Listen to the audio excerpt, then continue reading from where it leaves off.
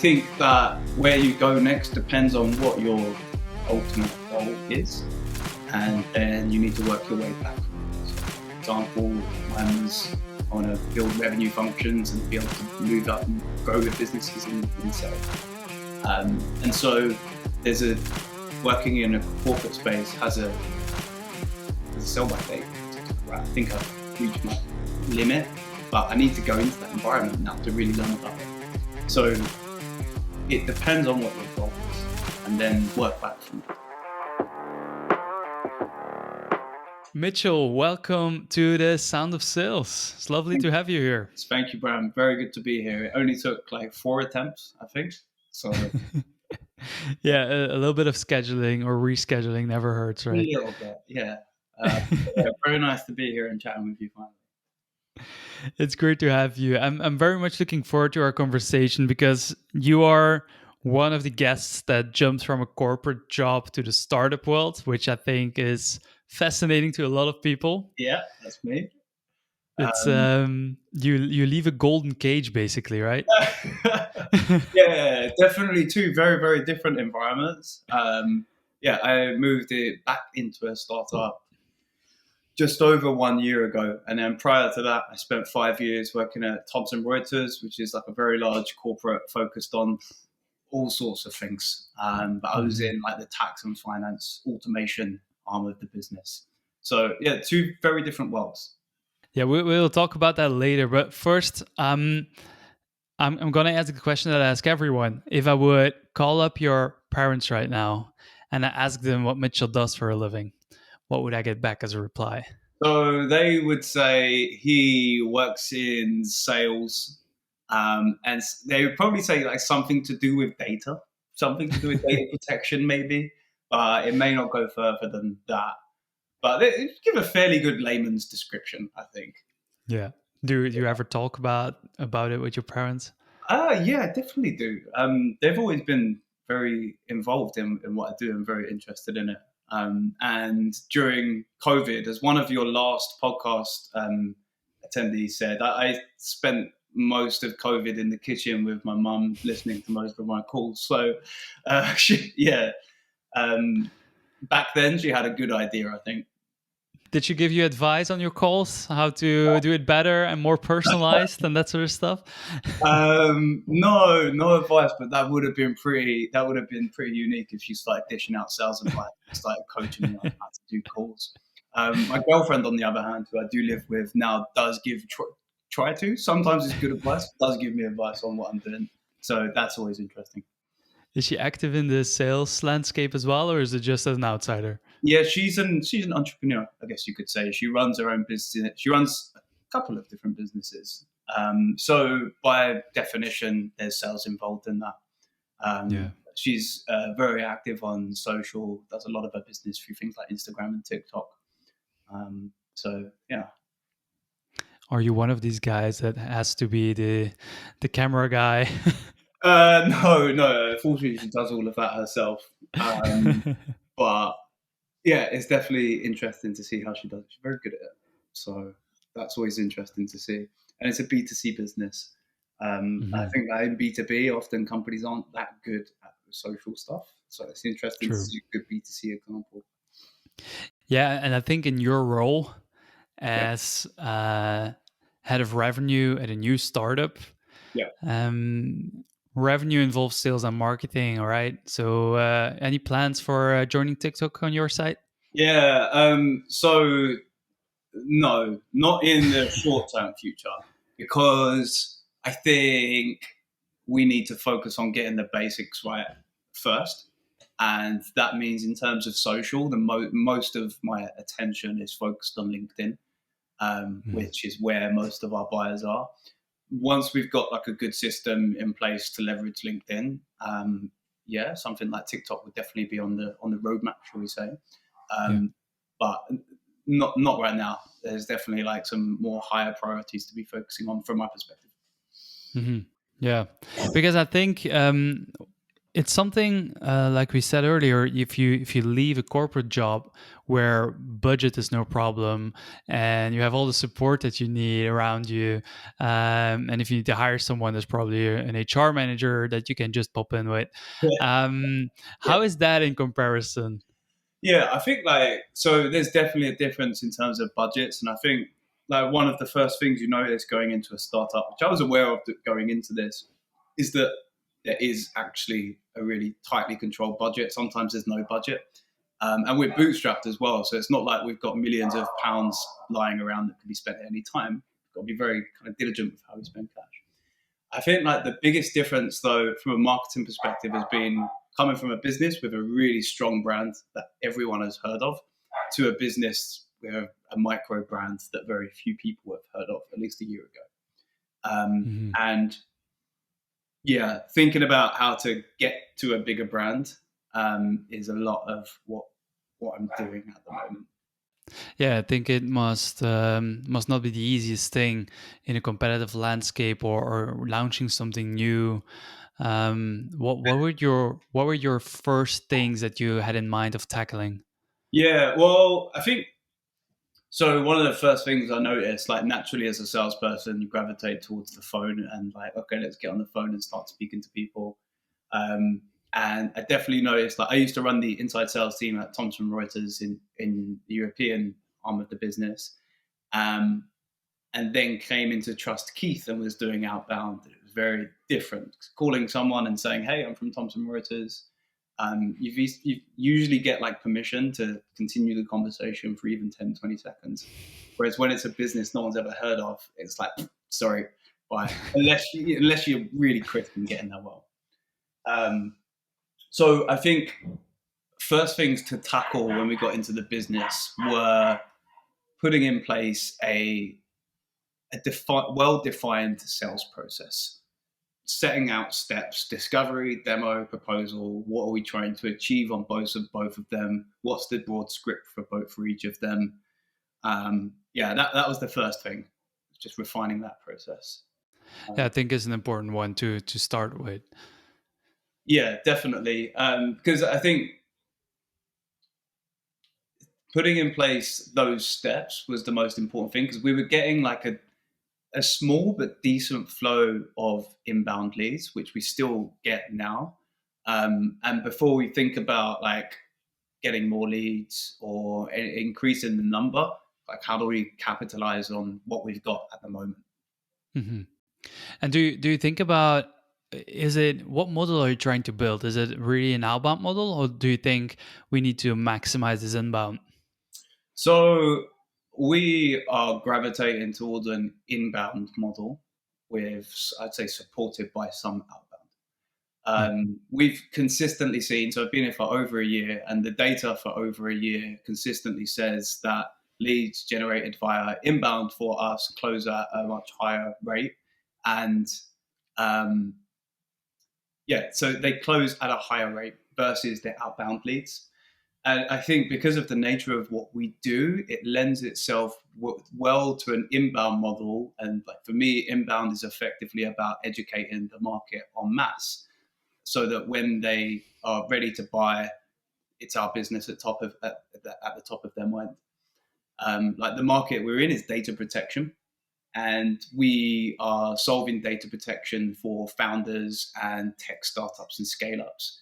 And so naturally, like our potential customers are people like CEOs, CTOs, and COOs who are looking after data protection but don't have a background in it. And so they have lots of questions like, how do I do this? Can I get away with this? How long can I retain data for? So there's a real need for education, which is what we're trying to focus on, as opposed to like just a 14-step sequence asking for a meeting all of the time. Like, I feel like education is the valuable and longer term route to building a sustainable model. And it's a slow process, right? It takes a long time to build different levels of content, SEO, or whatever in between there. Um, do you ever feel the fear of missing out almost, because you're building a slower process, but you're a salesperson by nature, so you always are looking for that. Yeah, you're reading my mind. Yeah, definitely. And so that's why I said supported by some outbound. Um, so I look at this in two ways. There's strategies to capture existing demand, which is capturing someone at the right time, which something like an email sequence or a cold call is good at. You're calling that person, give them the pitch, you hope that it's the right time where they've got a need, and then you take them through the sales process. So we are definitely doing some of that via standard outbound and also reaching out to people in our networks, things like that. I think the longer term and more sustainable route to building a big business is then creating demand versus just capturing it. So how can we educate the audience on what they need to be thinking about in relation to data protection and what they need to be doing?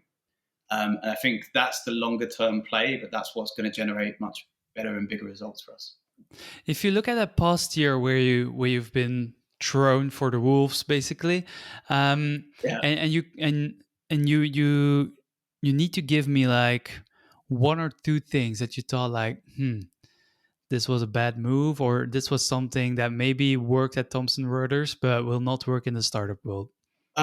So when did I think, oh, this is a bad move? I think like all of the most challenging aspects of this job have been things that I've expected. So like I've worked in a startup business before. My mentor works in a slightly bigger startup business, but is kind of very familiar with the environment as well. So there's been no huge surprises in that sense. Like, oh, I didn't realize I'm not going to have a brand. But that would be worrying if I didn't. Yeah. I think the things that have been the most challenging are like the regular realization, or the things that have been the most challenging is realizing that, okay, it's literally just me at the moment. I've got good support from my founder and some guys in our team as well. But in terms of the revenue function, it's in terms of the SDR, the AE, the the marketing manager, the partnerships manager. No, it's just you. You've got to figure each of those out and do them all at the same time. So it's that, and then trying to manage all of those different hats and like those strategies into one day. It's quite a lot to cope with sometimes. Yeah, I was about to ask, how's your work-life balance? My work-life balance is actually good. So in Trust Keith, we've got a really big focus on making sure that everyone in the business has a a good life outside of work. Decent. They get 1 hour spare every day. Yeah, that's decent. Yeah. So there's a culture of making sure that you've got a good life, and your life shouldn't just be this job. Yeah, we're a startup, but you need to have a good time outside of work. You need to have a lot going on outside of work. So, I get a lot of time to myself and spare time. I think in terms of my work-life balance, sometimes it's quite tight. So I balance a job with like trying to keep up to date with all my friends socially. I live with my girlfriend and have 2 dogs, so I need to make sure that my girlfriend and the dogs are getting the time that they need as well. And then there's seeing family, and then outside of that, I do triathlon as well. So I'm trying to keep up with training for that. So it's balancing a lot of stuff, but I like to keep busy. So yeah, I like it. There's a lot of things happening in your life, man. Yeah. A lot of variables. Yeah, definitely. I'm one of those people though, like if you stick me in a room and I have nothing to do, within like an hour I'll be like, I need to get up here, I need to do something, I'm going for a run, or something like that. Yeah, I recognize that one. Yeah. I get easily bored when I'm in the same situation for quite some time. Like sometimes I even have that if I go to a restaurant or a cafe, and there's like after 10 minutes you haven't even ordered anything. I used to be walking out of there. Yeah, I know what you mean. I have like one part of the day that is like super relaxed, and that's in the morning before starting work. I'll go for a walk with the dogs. And that's like through a nature reserve that's right next to my house. So that's quite a peaceful time of day, whereas there's no other people around. And I quite like that. It's a good way to kick the day off. That's time that used to be spent Mhm. on a train into London. But other than that, like everything else is quite active. A lot of interaction with other people, stuff like that. Yeah. What gets you out of bed in the morning? What's your drive? So yeah, it's something I've thought about a lot. I think that the ultimate goal is like to be happy and to enjoy my life and enjoy what I'm doing and make sure that the people around me who are important to me, like my girlfriend and my family, are happy as well. And that means things like making sure that work doesn't dominate my life. Like I enjoy work, but I should have stuff to do outside of that. So like happiness is what I'm optimizing for. And like, how do I achieve happiness? I think there are a couple of things in that. There is what I just said, making sure I have good, strong relationships with my girlfriend, my family, my friends. But another component of happiness for me is that like I like to improve at things and I want to get better and I want to stretch myself, which is why, for example, I've jumped away from the corporate world into a startup Mhm. job that's really challenging. That's why like I'll do triathlon outside of work. Like they're things I enjoy, but they're things that I can work on getting better at, which Yeah. is quite fulfilling, which is why I enjoy it. Yeah. How happy are you now on a scale of 1 to 10? Gotta say 10. No, not, I say 9 because you can always be happier, but like I'm very content with life and where it's at. There's always things that I can improve and get. There's always things that you can do to be happier as a person, I'm sure. But like, I'm very fortunate. I've got my health. I've got friends, family, girlfriends, a good job. There's a lot of people who are going through a lot of shit out there, and Yeah. I'm in a good position compared to a lot of people. So yeah, I'm very happy. If you would need to compare your life right now or the dream aspirations that you have right now versus what you had when you first started your first job or when you joined Thomson Reuters, Yeah, is there a different person? yeah, hugely different. So my first job out of school was in a startup business, in a startup recruitment business, and the founder, a guy called Gavin, who may end up listening to this, but so when I went into that business outside of just leaving school, um, there was definitely a lot of like limitations to kind of what I expected from life, in terms of my career and in terms of like financial gains, financial things as well. And as you go through the sales machine, it's quite like an aspirational world in a lot of cases, and I think I've really Mhm. that's had a big impact on me. So I'm quite an aspirational person now, um, who definitely believes that they can achieve a lot, all of that kind of stuff, and wants to as well. Whereas at the start, it's maybe a little bit like that, but on a scale of like 1 to 10, it was like 2 versus like 9 now. Yeah. Yeah, and it's something, and you see it a lot with especially young people coming into sales, is that they think they're going to make the big money and it's going to go easy, and in a few years they'll be able to become a VP or whatever, Yeah, and it will all be so smooth. And in reality, it knocks them down from the first year or the first few months, yeah, depending on the culture where you land.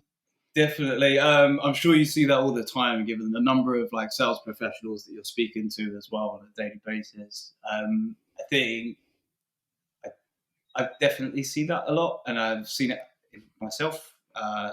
There's definitely been roles where, like in Thomson Reuters, I started an enterprise sales role, after being like an SDR manager, and thought it was going to be a piece of piss, to pardon my French.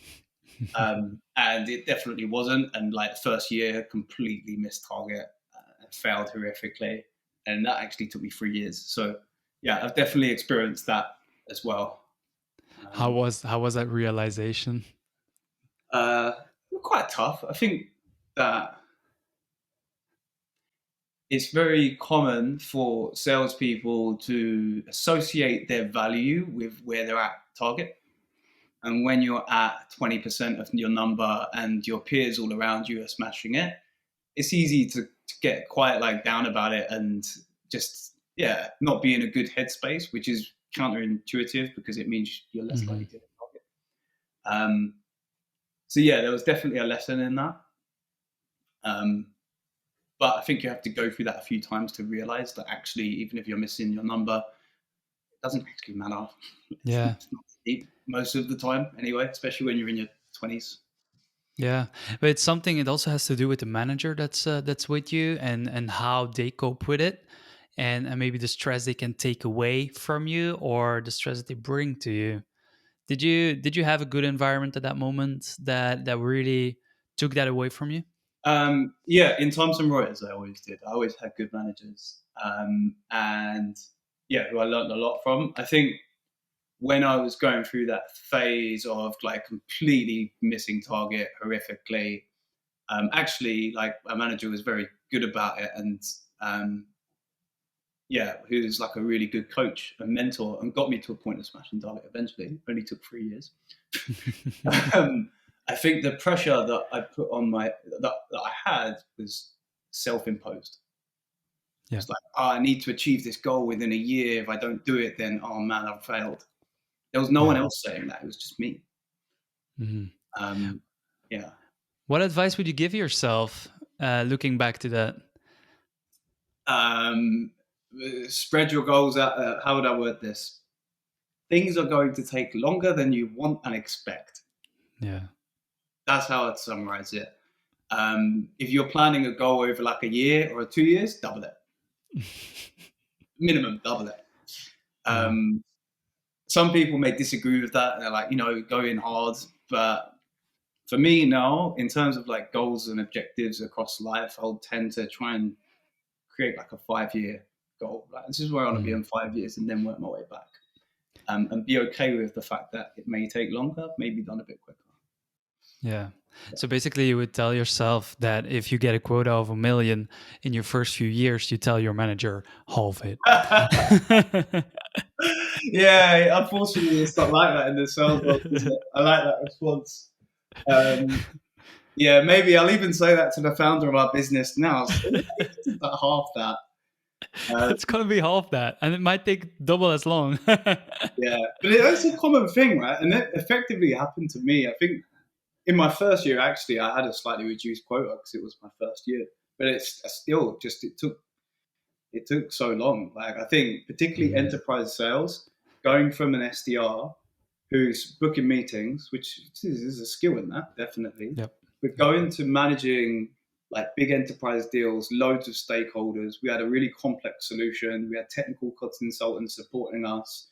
You're dealing with these big, complicated enterprises. There's a lot to get your head around, and it is not easy. Like, even if you're working for a big brand, it doesn't even matter at that point because all your competitors are big brands as well. It takes time. Definitely. Yeah, and you compare yourself probably with the top performers on the team, and you're like, why am I not closing that like them? And Exactly. that sort of situation. Yeah. And the other thing as well is that there's a lot of factors outside of your control as a sales rep. We all talk about like, yeah, it's all about the words you're saying and what you're doing to listen and all of these factors that are in our control. There's so many outside of it, like what's happening in the market, what's happening in that company at the time, what patch you're looking after. It's a huge impact on your success, particularly in some of the bigger companies. And I think we forget to recognize that as well. Yeah, definitely.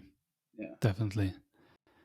If you were in that corporate world, you learned everything there is to sell enterprise. Then someone comes along and tempts you into jumping to a startup.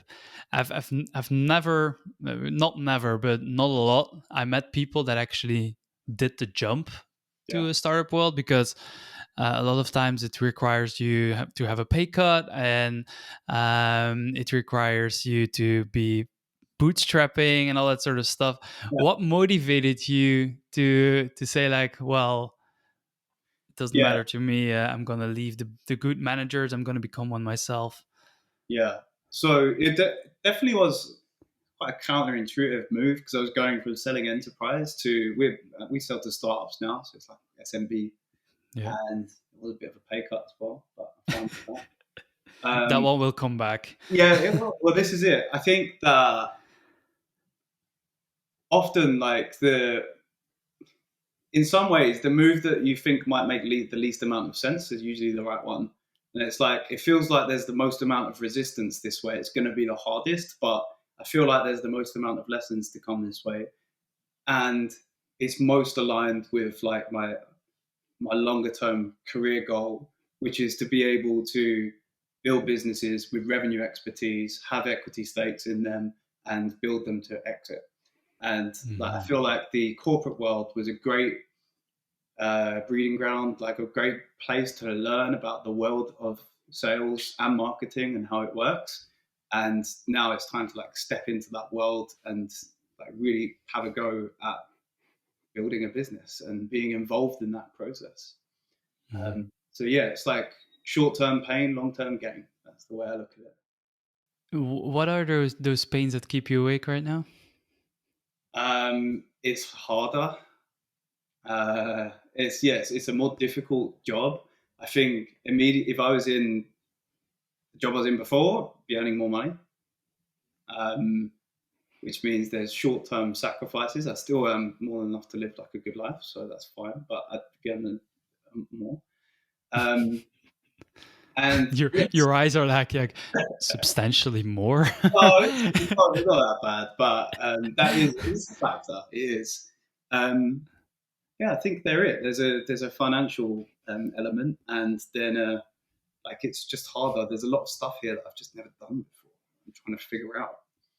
And there's also even things like, so this quarter I had quite a bit of annual leave because I had 3 holidays that after COVID, all just finally getting out of the way, and it's had a big impact like on the results that I've been able to deliver to the business because it's only me at the moment. There'll be support over time, but I've got to think about that. Yeah, you're a bigger piece to a smaller business, so you have more of an impact. Yeah. What would you say to someone that comes to you and says like, "Hey, I'm taking a guess on leaving my golden cage," to say it like that? I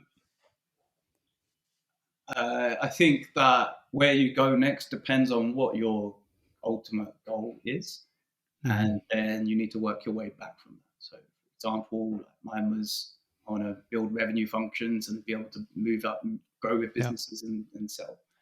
And so there's working in a corporate space has a sell by date. So it's like, right, I think I've reached my limit, but I need to go into that environment now to really learn about it. So it depends on what your goal is, and then work back from that. Yeah. It's something that a lot of people only realize at a later age. When you become older, you notice like it's not for the money that I have to do it. I was talking to someone yesterday, and we ultimately there's a sentence that goes like, if you chase the money, you will probably be unhappy, but if you chase happiness, you will probably get the money. Yeah, that's a nice saying. That's essentially the bottom line of what you did. Definitely. Like I think that we've probably all seen, maybe all done it, where you take a job for like a 5K pay rise, which to me is just, I just don't. Sometimes, okay, it's a bit of privilege there because I've got enough money at the moment to live a happy life. If you need that extra cash and you're in a situation where, okay, I need more money, then okay. But if you're comfortable with what you're on and your only reason to take another job is just to get a small pay rise, for me, it's the wrong priority. Particularly at this kind of 20s, early to late 20s stage of life. For me personally, assuming you're in a comfortable position financially, the roles you take should be focused on educating yourself, getting good experience, so that you're preparing yourself for later life. That's certainly the way I think. Yeah, I don't know if you're familiar with Gary Vaynerchuk, the marketing guru from the US, but it's also what he preaches. Like, before you're 30, don't worry about anything. Just get the experiences, go out there, and get stuff done basically for yourself at that moment. Absolutely. People find him so annoying sometimes. I know that, but I love him. I think he's great, and definitely has an impact on the way I think. Yeah, I think you have to see through the personality that he can be sometimes. Yeah, The way that he brings it. yeah, exactly. You know, right? He when you first start watching his content, who's this guy annoying, shouting, he's telling me to post more content, all that stuff. But it's always like, post more content. This is your television. Yeah, but like there are some fundamental messages that guy pumps out that are so important. Like things about like learning and happiness and all that kind of stuff. So yeah, I'm all on board with Gary Vee for sure. Yeah, it's one of the reasons why I started a business. And at that time, he was still doing Daily V. Yeah, I'm not sure if he is today. I follow him a little bit less, but it was so inspirational to see him. And then, of course, in the beginning, I thought like, who is this guy? It's a yeah, scam. Like he doesn't have a proper company. But then you look up what he is building and the empire he's building and how many people he employs, and you're like, whoa, yeah. And they crazy. start as well with the like started off just posting videos about wine for like 3 years, and I don't know how many Yeah. years, a long time with no one watching it at all. It Yeah. takes so much persistence. Like that, I mean, that's part of the trick in social media. It's just being consistent. Which a lot of people fail at. I've failed at it. I've tried creating pages, and after a while, I'm like, you know what? I haven't got the energy to keep this up. But yeah, it has. It takes a lot. Yeah, push it out even while no one's listening. They will come eventually. Agreed. Yeah. It's the same with my podcast in the beginning, and I noticed it on if I would need to put my emotions on the graph. It was like in the beginning was like high, and I was like, oh, this is gonna be awesome. You do a couple of episodes, and then the stress starts to creep in. Like, okay, I expected 10,000 listeners on my first episodes, and then it drops down, and then you come to a certain level where you have the consistency, and the drop is where everyone stops. And I think it's the same in company building. I think it's the same in whatever you do. The moment it gets hard, and they say that when you train for a marathon and you stop when it gets hard, you'll never succeed. But if you go through that stage, you're actually going to start to love it. Yeah, agreed. There's a saying for marathons: the mind always gives up first. Yeah. The body's always got more left in it. It's always your head that's telling you to stop, making you think you're stuck. Actually, you're fine. Yeah, indeed. Yeah. You have that with a lot of people have that with swimming. If you go to the pool and you start to do your laps, and after a while you think like, oh, I'm getting tired of this. I'm gonna drown. And that's when you need to push forward. And basically, from the moment you pass that, every lap you do, you have the same feeling. You're not getting more tired. Yeah. It's just you have that continuity. Yeah, I think it's quite common if you look at like the speed chart of someone doing a marathon. A lot of the time, it starts off up here, it slowly falls down and down, like, and in your head, what's happening is I'm tired, and then the last kilometer comes and they speed up, and that's the mental thing saying, no, go, the finish line is there. It's like you always had that energy, you just needed something to boost you to go further. Yeah, indeed. Proof that it's all in the mind for sure. Who do you look up to, actually, in business and life? It can be anything. So definitely Gary Vee. Other like really common one is Stephen Bartlett. I think he's excellent. Love all of his stuff. I'm a big fan of him. He's increasing the quality, I feel. Yeah, he's just like his podcast series is really good. His contribution on Dragon's Den has been hilarious, excellent. Really upsetting things on there. We only get that here in Belgium a few years later. Oh, it's really good. He's really good on there. He really pisses off some of the other dragons, and it's so good. Awesome. So yeah, definitely Stephen Bartlett, and then I think that the other people kind of I look up to and model myself around. There's a couple of I've got mentors in different aspects of life. Who I speak to regularly about like what I'm working towards, things like that. One for work and one for triathlon, and they both are definitely people that I look up to. And then there's people like Stephen Bartlett, Gary Vee. I consume a lot of their content. David Goggins is another one. Anyone that's into ultra marathons, stuff like that, you'll know Goggins. He's an absolute beast. I don't know if you've heard of David Goggins, maybe not. I'm not into marathon, I think. Check him out after. He's absolute beast. So yeah, those people. Yeah. Are those your role models as well? Do you really like mirror sometimes what they do, their actions and their thoughts, and like, I'm gonna take that in? In some respects, yes. Like there's some aspects of how they go about life that take influence from that. And then there's also, I also just have people around me who are like a bit more experienced and a bit more experts in each of the areas of my life that I'll go to for advice and chat to regularly about what I'm doing. And for me, that's been really important to finding any success that I have found. Yeah, so I'd highly recommend it.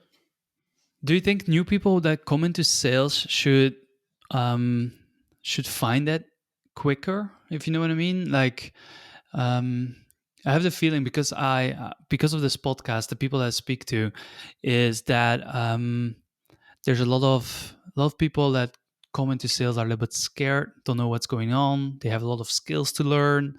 They're not entirely sure where they're going to land, and they have the big aspiration of making a lot of money. So, of course, that's always there.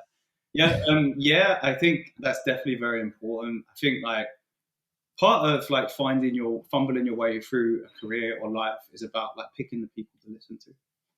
Yeah. So just making sure you're really carefully selecting even like the content on social media that you're consuming, like whose pages are you following? There's definitely a skill in that. It's probably more of an art than a science. Yeah.